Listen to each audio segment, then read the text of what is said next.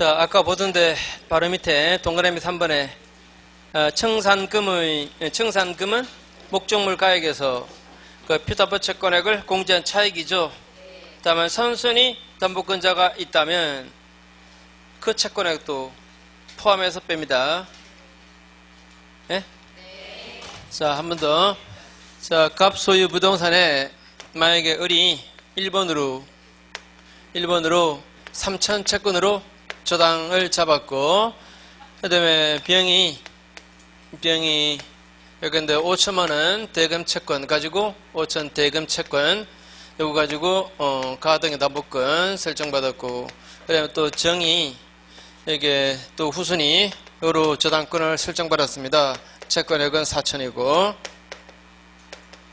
자, 이때 목적물 가액이 만약에 1억 5천짜리라면 이때 이 병이 갑에게 줄 청산금은 얼마입니까?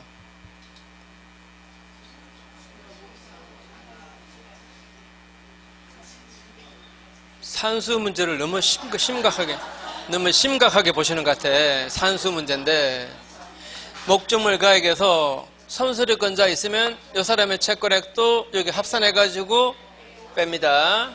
1억 5천에서 8천 빼는 거죠, 그죠? 7천이죠? 후순위권자 채권액은 빼면 안 돼요. 선순위권자 채권액 요거는 여기다 합산해가지고 여기서 뺍니다. 왜 그렇습니까? 자, 이자가 이제 줄 청산금은 7천이에요. 자, 7천인데 후순위권자가 있을 때 이자가 청산금에 대해서 권리를 행사하면 이 청산금 7천에서 먼저 이자가 4천 줘야 돼요. 주고 3천을 이쪽에 줘야 됩니다. 그렇게 해서 이자가 이제 소유자가 됩니다. 그죠? 이자가 이전 등기 받음으로써 소유자가 되면 앞에 선순위 권리 이거는 소멸 안 해요. 후순위 권리 이거는 소멸해버립니다. 네? 다시 이 사람은 청산금 받고 나가 떨어지는 거예요. 그냥 나가는 거예요. 선순위권자 이거는 이자가 귀속 청산을 통한 소유권을 취득해도 선순위 저당권은 소멸, 안 소멸? 안 소멸. 그러니까 이 부담은 이 사람의 부담이 되는 거예요. 그러니까 이자에게 나중에 이걸 돈 줘야 이걸 소멸시키거든요. 그러니까 이자에게 줄 돈만큼은 여기서 빼야지. 빼고 이렇게 줘야지. 맞습니까? 자, 다시 청산금 계산할 때 선순위권자 있다면 그 사람의 채권액은 여기서 다 빼내요. 결국 이자가 다 부담해야 되니까 이렇게 줘야 되니까. 후순위자 채권액은 뺀다 안 빼요. 이 사람은 청산금 받을 사람입니다. 맞죠? 청산금 받을 사람이니까 여기서 뺄 필요 없는 거예요. 그죠? 청산금 계산해가지고 그걸로 이자가 먼저 주고 그리고 주면 되는 거니까. 그래서 또 한 가지 더 여기서 알 수 있는 게 청산금 받을 자에 선순위권자는 들어가지 않습니다. 예?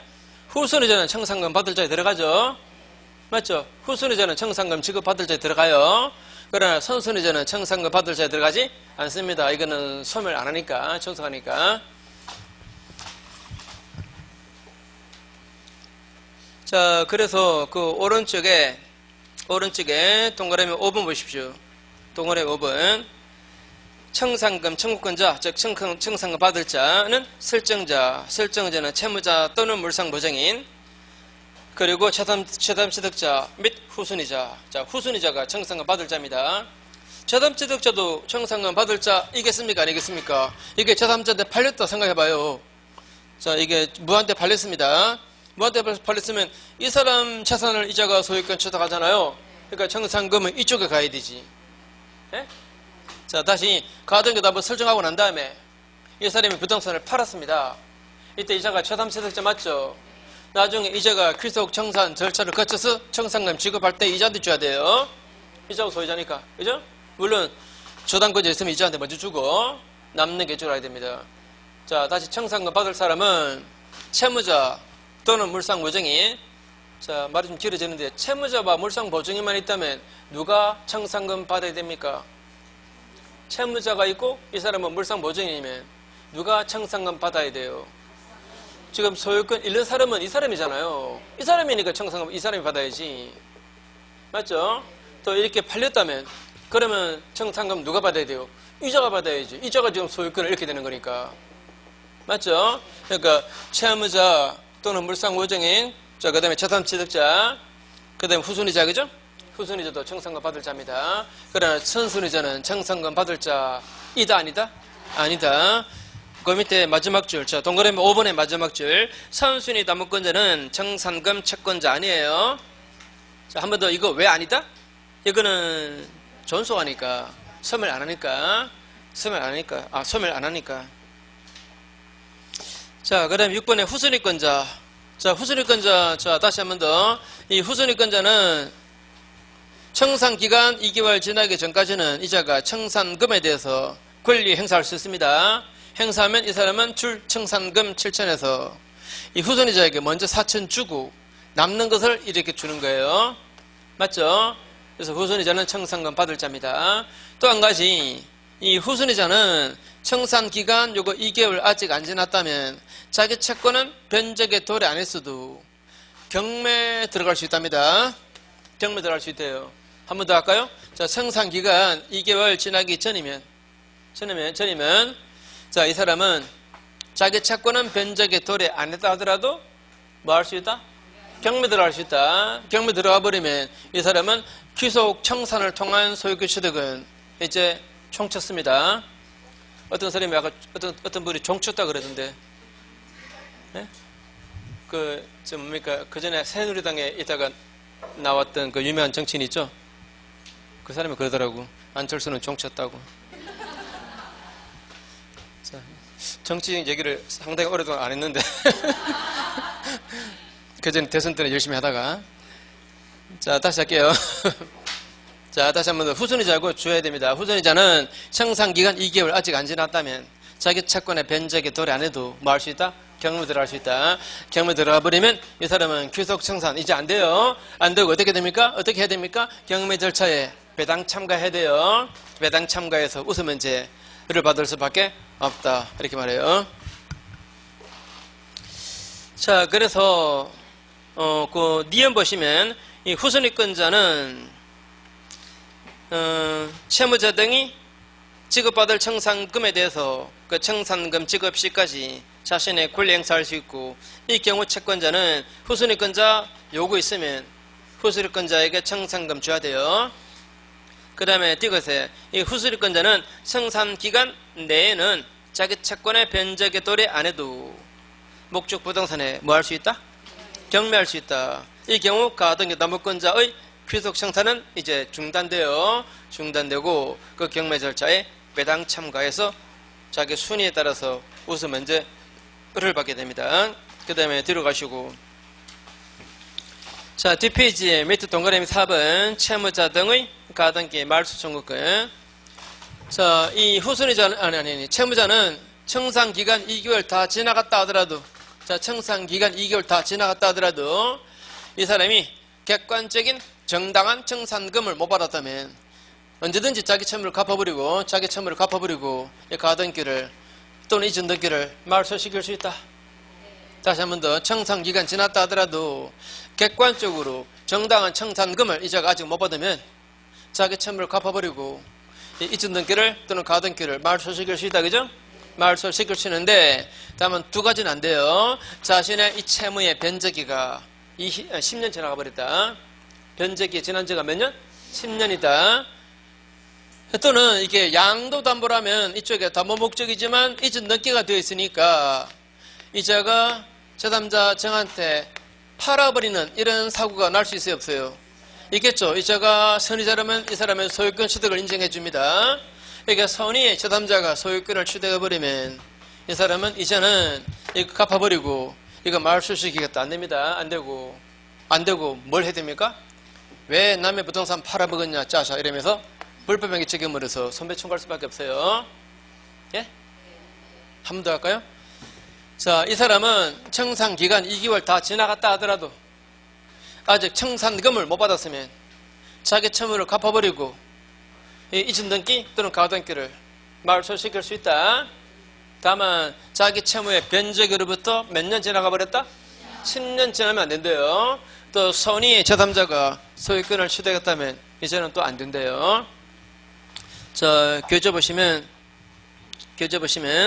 자, 4번에 기억 보세요.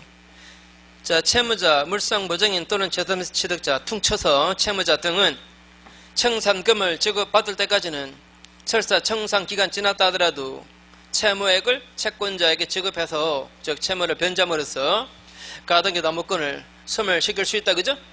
그래서 가등기 또는 이전 등기의 말소를 청구할 수 있는데 니은의 다음 두 경우에는 자기 채무액을 제공해서 가등기의 말소를 청구할 수 없습니다. 첫째는 채무 변제기로부터 10년 지났을 때, 둘째는 선의 제3자가 소유권을 취득해버렸을 때.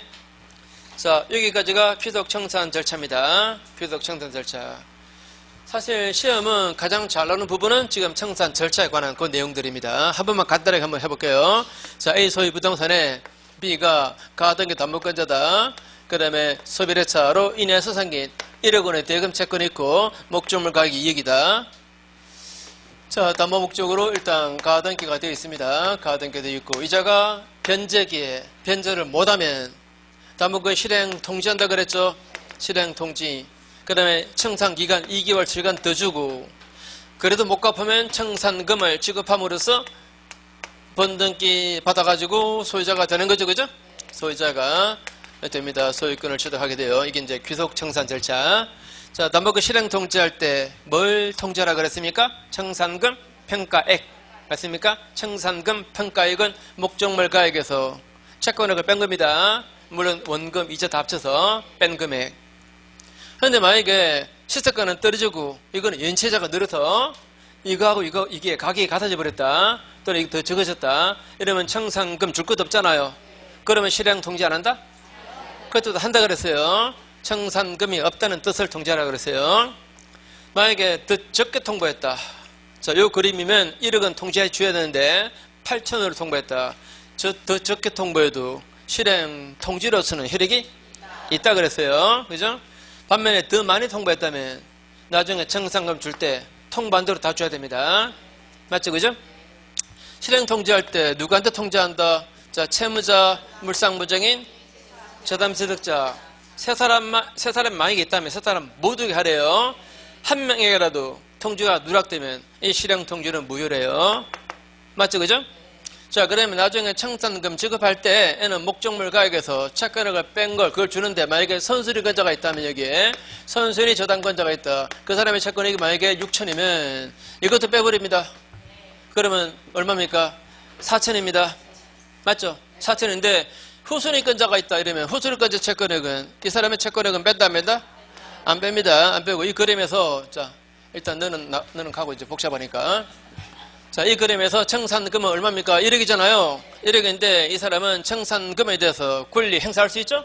이 사람의 요구 있으면 이 사람은 청산금 중에서 이자에게 먼저 3천 주고 남는 걸 이렇게 주는 거예요. 그죠?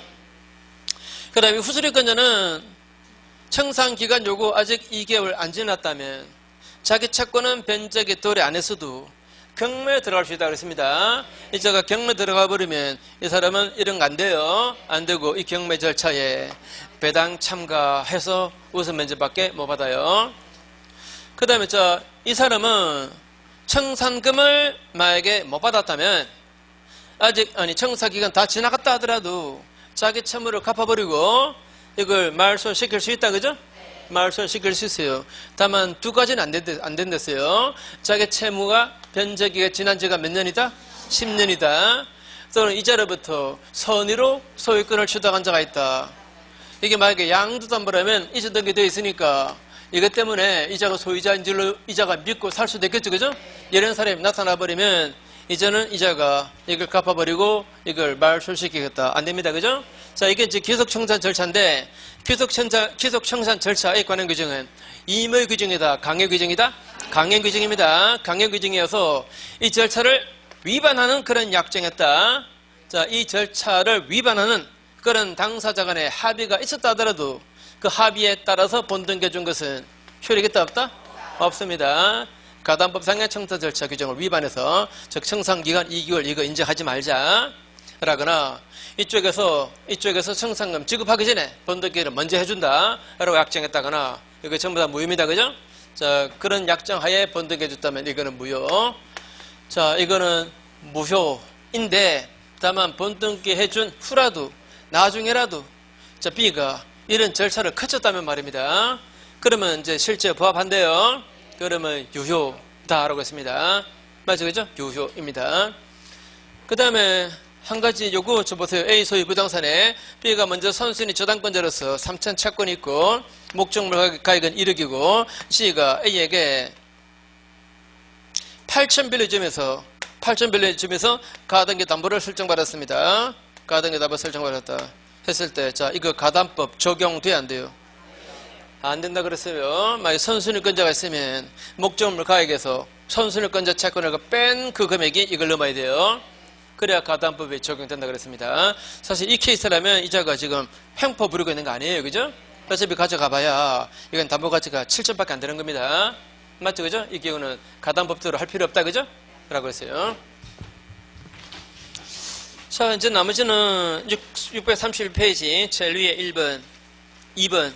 자, 경매. 자, 경매 할 수 있죠. 그죠? 이게 이제 다른 말로 공적 실행으로서의 처분 정산. 여러 말 써요. 자, 한 번만 더 처분 정산 요 말 쓰더라도 앞에 공적 실행 요런 말이 붙어 있으면 이거는 경매를 뜻한다. 그죠? 그 다음에 3번은 다른 채권자가 경매했다면 가등기 담보권자가 배당 참가하는 거죠? 배당 참가해서 우선 면제 받습니다. 자, 2번이나 3번 같은 경우는 이제 경매니까 가등기 담보권은 무슨 권으로 본다? 저당권으로 봐요. 맞죠? 그래서 그 설정 순위에 따라서 우선 면제를 받게 됩니다. 밑에 큰 2번은 자, 간단하게 말씀드려 볼게요. 자, 보세요. 가등기 담보권은 잘 들으세요. 가등기 담보권은 목적물이 경매되고 나면 경락으로 소멸해버린다. OX.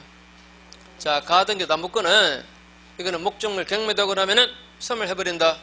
소멸해요. 최선순위 이거 말건 다 이거 담보권이기 때문에 이건 소멸합니다. 보전 가등기는 어때요? 보전 가등기는 보전 가등기가 뭡니까?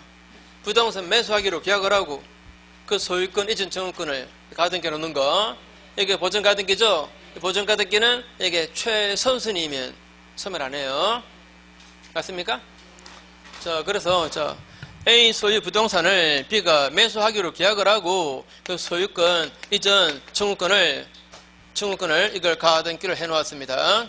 가등기 해놓고 그 다음에 C라는 사람이 이 사람이 가등기 담보권 설정받았고 그 다음에 이게 이제 경매됐습니다. 이 자가 경매했든 다른 자가 경매했든 간에 자중간 경매되고 나면은 가등기 담보권은 소멸합니다. 이거는 맞죠? 소멸해요. 이 사람은 반드시 배당에 참가해서 자기 채권액을 우선 면제 받아야 돼요. 근데 먼저 가등기한 거 이거 보전 가등기입니다. 이거는 담보 가등기 아니에요. 보전 가등기는 앞에 아무것도 없으면은 그럼 전속이에요. 전속이니까 제3자가 낙찰을 받아서 소유자가 된다 하더라도 이자가 번등기 청구해서 판결 받아가지고 번등기 해버리면 그러면 경락받은 이 사람도 소유권을 잃게 돼요. 맞죠? 자, 다시 보전 가등기는 그게 최선순위일 때 경매로 소멸 안 합니다. 근데 담보 가등기는 순위 따질 거 없습니다. 무조건 다 소멸해요. 맞죠? 그래서 어떤 부동산에 경매 들어갔는데 그 경매된 부동산에 등기부상에 가등기권자가 있으면 저 경매 법원에서는 이게 담보 가등기인지 보전 가등기인지 알아야 될 거 아닙니까? 그죠? 그래서 그 가등기권자에게 촉구합니다. 그게 담보 가등기냐, 보전 가등기냐, 그 내용을 밝혀라. 만약에 담보 가등기라면 채권이 있나 없나, 있으면 얼마냐, 다 써내래요. 아시겠죠? 그죠? 자, 이거는 소멸 안 하고 이거 소멸하니까 그래요. 그죠? 자, 다시 한 번 더 경매 부동산에 가등기가 있으면 법원은 가등기 등기 명의자한테 뭘 청구한다? 그게 보전이냐, 담보냐, 그죠? 뭐냐, 그 내용을 밝혀라. 그 다음에 채권, 만약에 담보 가등기라면 채권이 지금 남아있나 안 남아있나 있으면 얼마냐 이걸 다 밝혀라 라고 요구합니다. 이해하시겠죠? 자, 그 내용이고 그 다음에 뒤로 넘어가시고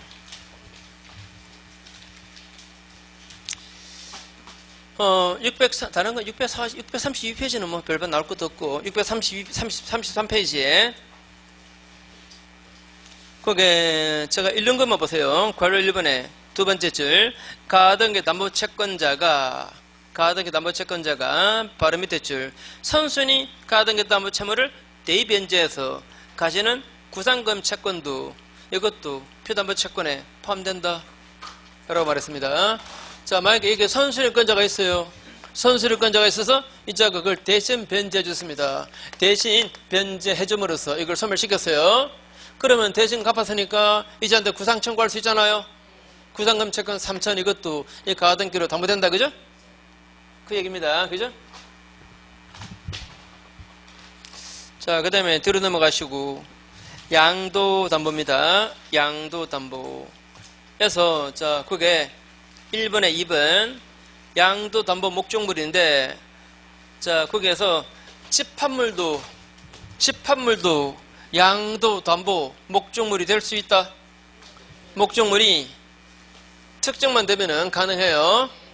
자, 그래서 양어장 안에 있는 A 소유의 양어장입니다. 안에 있는 뱀장은 수천 마리. 이거 전부 다 B에게 담보 잡히고 돈 빌리겠다 할 때, 이거는 양도담보 말고는 달리 설정할 방법이 없습니다. 뱀장어는 동산이기 때문에 저당권 돼요, 안 돼요? 저당권 돼요, 안 돼요? 안 되잖아요. 질권 되겠습니까, 안 되겠습니까? 질권. 우리 공부 안 하는데, 질권 설정하려면 질물을 채권자한테 다 갖다 줘야 돼요. 현실은 돼줘야 됩니다. 뱀장을 갖다 줘야 된대요. 이거 안 갖다 주고 설정하려고 생겨난 게 바로 이거예요. 그래서 어떻게 갖다 주는가? 점유 계정 방식으로 인도해요. 점유 계정, 이 말 뜻 이해합니까? 설정하되 현실 점유는 채무자 한다 하는가? 이렇게 합의하는 거죠. 그러면 이쪽에서 바로 간접 점유를 시작하는 거죠. 이쪽에서는 이제 직접 점유하고 있고. 그래 안 그래요? 자, 그럼 이것도 인도가 된 겁니까, 안 된 겁니까? 인도는 상대방한테 점유를 취득시키는 게 인도잖아요. 간접 점유 취득시키잖아요. 그죠? 인도 된 거예요. 이것도 인도의 한 방법입니다. 자, 이렇게 집합물을 양도담보 설정할 때는 점유 계정 방식으로 이렇게 인도합니다. 이렇게 상대방한테 간접 점유를 취득시켜요.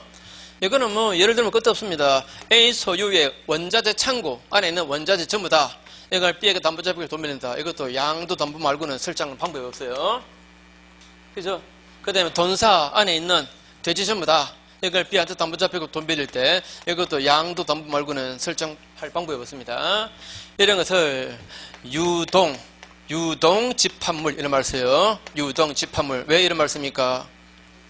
자, 돼지가 자르면 팔리 나가잖아요. 또 여기서 새끼도 생겨나잖아요. 또 우량종 반입도 하잖아요. 그죠? 이렇게 정관 변동하죠. 정관 변동하는데 항상 이 양도담보권은 지금 현재 이 돈사 안에 있는 돼지 전부 다 미치는 겁니다. 여기 정관 변동하지만, 그죠? 맞죠? 언제나 지금 현재 이 돈사 안에 있는 돼지 전부 다 대해서 미친다. 자, 그래서 만약에 A가 이 돈사를 통째로 팔았습니다. C한테 돼지를 다 팔아서 그냥 돈사째로 다 판 거예요. 자, 다 팔았다. 이랬을 때 이자가 선의 취득하는 경우 아니면 양도담보권의 부담을 떠안는 돼지들의 소유권을 취득합니다. 즉 양도담보권의 부담이 계속 따라가요. 이렇게 따라갑니다.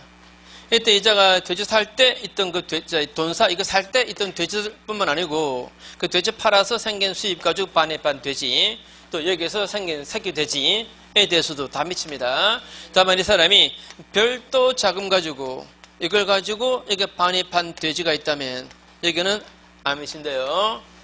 안 미치겠죠? 다만 안 미친다라고 이자가 주장하려면 이거는 내 딴 돈 가지고 반에 반 것다라고 입증해야 돼요. 안 그러면 돈사 안에 있는 돼지에 다 미치는 겁니다. 맞죠? 그죠? 자, 그래서 그 밑에 3번입니다. 3번.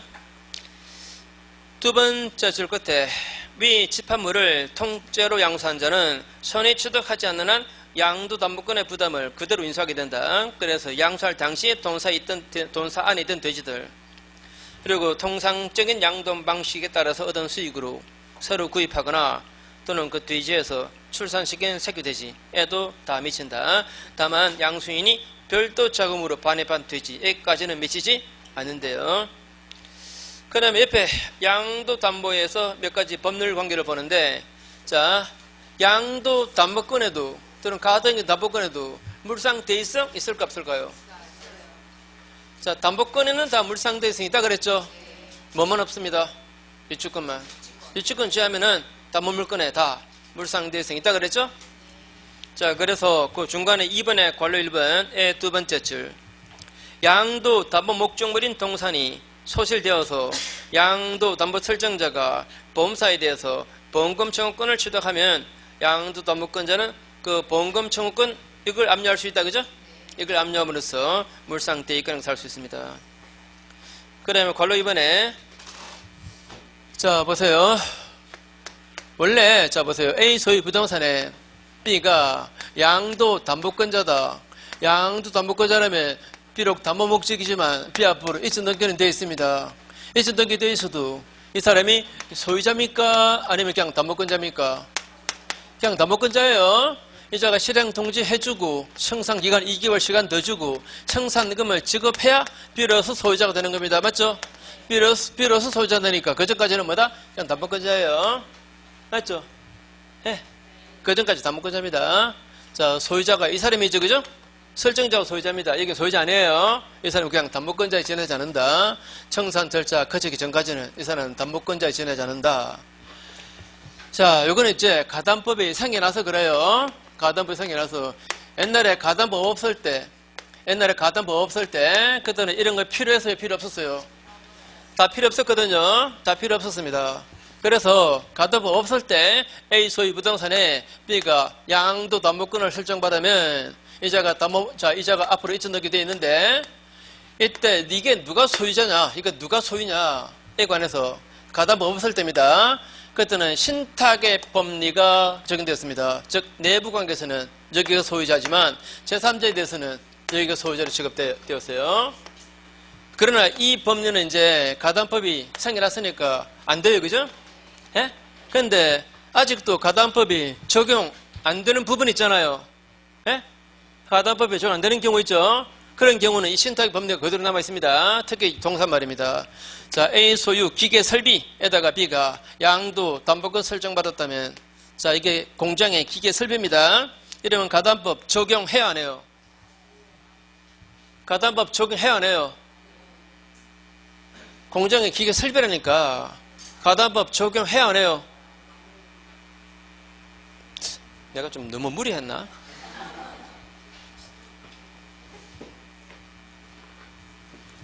자, 한 번 더. 자, 벌써 어려운 거 아니에요. 자, 양도 담보에서 이전 등기 되어 있지만 이 사람이 소유자입니까? 소유자 아닙니까? 아니에요. 이런 귀속 청산 절차 거쳐서 청산금 지급해야 비로소 소유자거든요. 그 전까지는 그냥 담보권자에 지나지 않습니다. 이거는 왜 그렇다? 가담법 때문에 그래요. 가담법 때문에. 가담법이 없을 때는 이런 법률은 없었어요. 없었고, 가담법 없었을 때에는 이 부동산의 소유자가 누군가에 관해서 신탁의 법리에 따랐습니다. 즉 내부 관계에서는 여전히 설정자가 소유자지만 제3자에 대해서는 여기가 소유자로 취급되었어요. 이런 법리가, 이런 신탁의 법리가 아직도 남아있습니다. 가담법 적용 안 될 때 말입니다. 예? 자, 가담법 적용 안 될 때 목적물이 기계 설비라면 어디 갔나? 기계 설비라면 이거는 가담법이 적용 안 되잖아요. 안 되니까 이 기계가 누구 소유냐에 관해서 두 사람 사이에서는 여기가 소유자입니다. 근데 제3자에 대해서는 여기가 소유자로 취급돼요. 이거는 가담법이 적용 안 돼서 그래요. 그래서 말입니다. 자, 그래서 보세요. 그래서 A가 이 기계 설비를 B한테 양도 담보 설정해 줬습니다. 일단 현실인도 해요, 안 해요?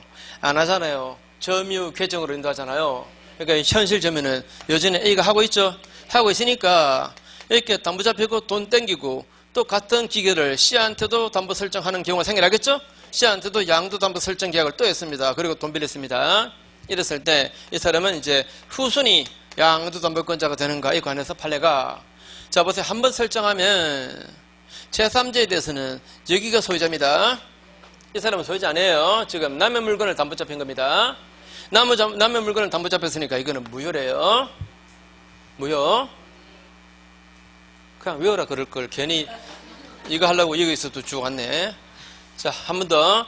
자, 동산을 이중으로 양도 담보 설정하면 두 번째 설정받은 사람은 2순위가 아니고 그냥 무효. 왜? 남의 물건을 담보 잡혔으니까. 됐습니까? 자, 그래서 뒤로 가보시면 뒷페이지에 동그라미 3번입니다.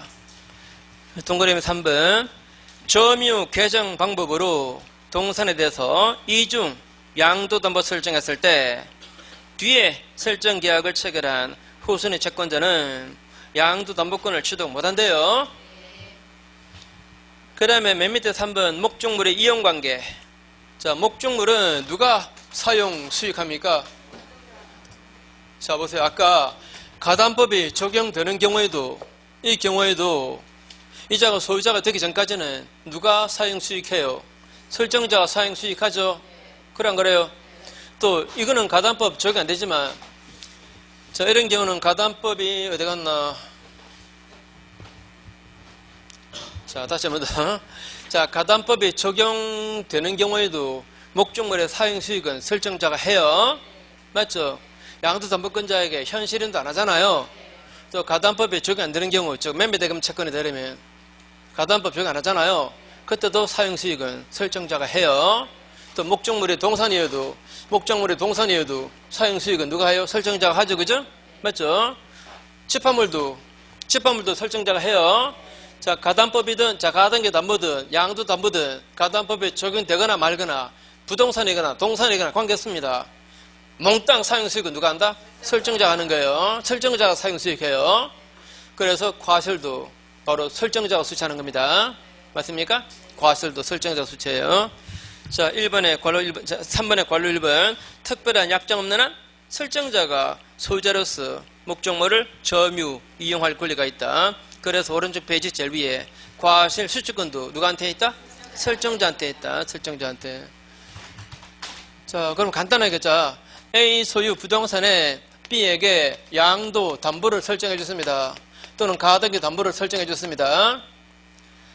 이걸 제3자 C한테 임대하고 월세를 받는다 할 때, 자, 이거 양도 담보권자가 해요? 설정자가 하는 겁니까? 설정자가 임대하지. 이자가 어떻게 임대합니까? 이자가 귀속 청산 절차 거치기 전까지는 소유자도 아니고, 그냥 담보권자인데, 그냥 담보권자가 어떻게 사용수익합니까? 그죠? 사용수익은 누가 한다? 소유자가 하는 거예요. 임대도 소유자가 하는 거예요. 월세도 설정자가 받는 거예요. 이게 과실이죠. 그죠? 과실은 누가 수취한다? 설정자가 수취합니다. 자, 그래서 만약에 아까 읽은 거 계속 보세요. 양도 담보 목적물인 그 돼지. 이 돼지는 아까 본 이 돼지 아니에요. 이거는 지금 돈사 안에 있는 집합물인 돼지입니다. 이 지금 나오는 돼지는 그냥 개별 특정물 돼지입니다. 개별 특정물 돼지에서 출산한 새끼 돼지. 이거는 과실이죠. 이 과실의 수취권은 바로 원물인 그 돼지의 사용 수익권을 갖는 양도담보 설정자에게 귀속해요. 그래서 이 새끼 돼지에 대해서는 양도담보권의 효력이 미치지 않는다라고 말했습니다. 한 번 더. 자, A 소유의 돼지입니다. 돼지의 B가 양도담보권을 취득했을 때 이 돼지의 사용 수익은 누가 한다? 설정자가 하는 거다. 그래서 과실도 이자가 수취하는 거다. 맞습니까? 그래서 이 돼지에서 생긴 이 새끼 돼지 말입니다. 새끼 돼지는 과실이죠? 과실입니다. 과실이어서 이건 누가 수취한다? 설정자가. 그래서 이 양도담보권이 이 새끼 돼지에 미치지는 않는다. 이거하고 이거 혼동하지 마세요. 아까 이거는 자, 돈사 안에 있는 것이면 어미든 새끼든 간에 그게 다 미치죠. 효력이. 돈사 팔았을 때 산 사람 사고 난 다음에 생긴 새끼 돼지에도 미친다 그랬죠. 이거는 왜 미치고 저거는 왜 안 미쳐요? 자, 한 번 더. 목적물의 사용 수익은 설정자가 해요. 또 사용 수익 하는 자가 과실도 수취해요. 그래서 이 과실 이거는 설정자 겁니다. 이게 안 미쳐요. 이게 원칙입니다. 그런데 이거는 미치는 이유가 집합물이어서. 집합물이니까 돈사 안에 있는 것이면 어미든 새끼든 관계없는 거예요. 이 돈사 안에 있는 것이면 다 미치는 거예요. 그냥. 네? 이게 집합물이어서 그래. 집합물이어서. 구분됩니까? 저 새끼하고 이 새끼하고. 자, 이거는 특정물인 돼지.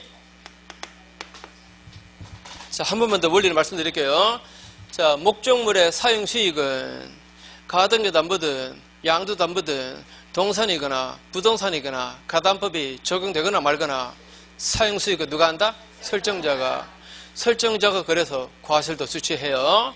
그래서 양담권이 이 새끼 돼지에 안 미치는 거예요. 그런데 이거는 집합물이어서 돈사 안에 있는 거니까 새끼든 뭐든 간에 다 미치는 거예요.